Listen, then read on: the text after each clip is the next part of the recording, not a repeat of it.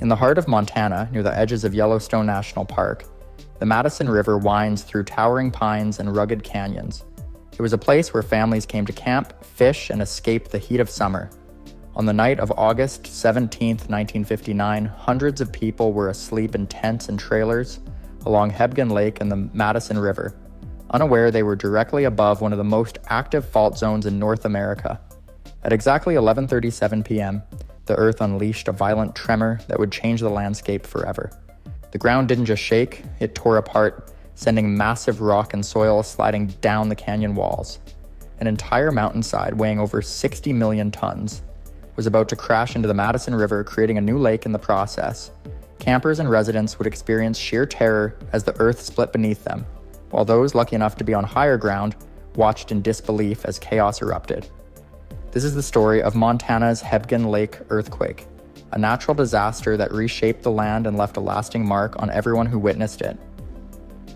August 1959 was peak tourist season in southwestern Montana, and the area around Hebgen Lake was alive with activity.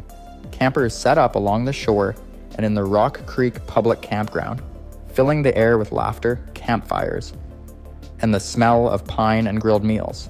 Families came from across the country to fish the Madison River, hike the surrounding hills, and sleep under the vast Montana sky. Hebgen Lake itself was held back by an earth-filled dam completed in 1914, which had kept the lake stable for decades. The river carved deep canyons that were both beautiful and precarious, with cliffs rising sharply from the water's edge. As evening fell on August 17th, the campers zipped their sleeping bags and settled into trailers, completely unaware of the immense pressure building along the Intermountain seismic belt beneath them. The fault lines in the region had been gradually accumulating stress for years, and that night the rock was ready to break. For a few fleeting hours, everything seemed normal, the calm beam before a disaster that would strike in a matter of seconds. At exactly 11:37 p.m. on August 17, 1959, the ground beneath Hebgen Lake ruptured with unimaginable force.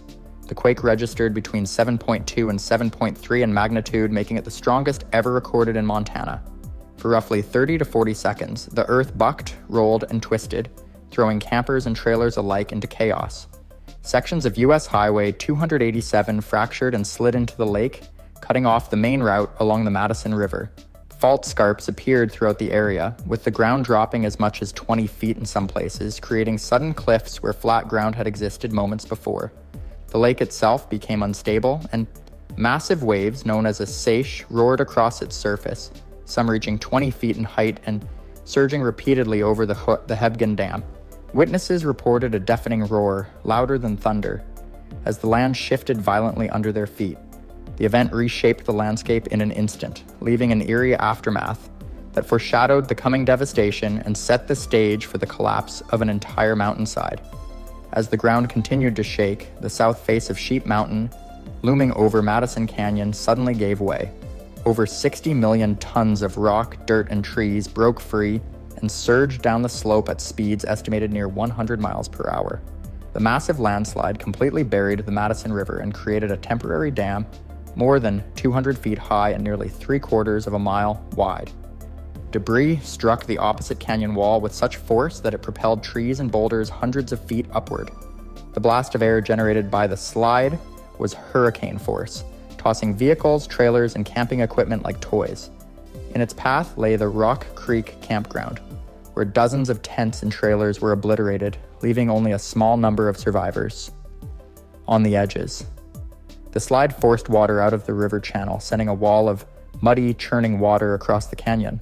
Within minutes, a peaceful summer night had been transformed into a scene of total devastation, and anyone in the valley had no choice but to face the sudden and violent wrath of nature. In the immediate aftermath of the landslide, campers and families were trapped in total darkness, surrounded by dust, falling debris, and the roar of aftershocks. Many survivors relied purely on luck and quick thinking to escape. Grover and Lillian Malt, a couple in their 70s, clung to a tree as their trailer was swept into the Madison River, holding on for hours in freezing water until morning rescue. Irene Bennett Dunn found herself pinned under a fallen tree, her leg broken, with only her son Phil able to respond to her calls. They were the sole survivors from their family. Other families scrambled to find high ground as waters surged over the riverbanks, while the deafening noise of shifting rock and cascading water drowned out any calls for help. Among the heroes of the night was Nurse Tootie Green, who immediately began treating the injured with what little supplies she had, improvising bandages from towels and clothing in the dark. For many, survival came down to staying calm, assessing the hazards, and helping one another navigate through the chaos. The hours were long, the danger unrelenting, and the landscape forever altered as the quake and slide left its mark on every canyon wall and shoreline. By the morning of August 18th, the full scale of the disaster became clear. The Madison River Canyon was completely isolated, blocked by the massive landslide, and the main highway was destroyed, leaving survivors stranded with no easy escape. Early reports came through a local ham radio operator in West Yellowstone, alerting authorities to the dire situation.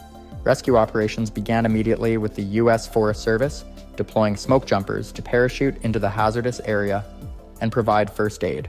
Helicopter pilots from Hill Air Force Base played a crucial role, landing on unstable ground to evacuate the injured. One pilot, Ray Gerlach, personally rescued 21 people. Bulldozer crews worked around the clock to create a makeshift road to allow additional survivors to reach safety. Officials also realized the landslide had created a natural dam, and water pooling behind it threatened catastrophic flooding downstream, prompting the evacuation of the town of Ennis. These coordinated efforts over the following days were critical in preventing further loss of life and stabilizing the area, setting the stage for engineers to later create a controlled spillway and form what would become Quake Lake. The 1959 Hebgen Lake Earthquake left a lasting mark on Montana, claiming 28 lives and causing $11 million in damages, the equivalent of over $119 million today. 19 of the victims were lost in the landslide, and their bodies were never recovered. Scientists flocked to the area to study the dramatic fault scarps and massive landslide, gaining a unique opportunity to better understand seismic hazards in the Rocky Mountains. Yellowstone National Park, just next door, also experienced dramatic changes.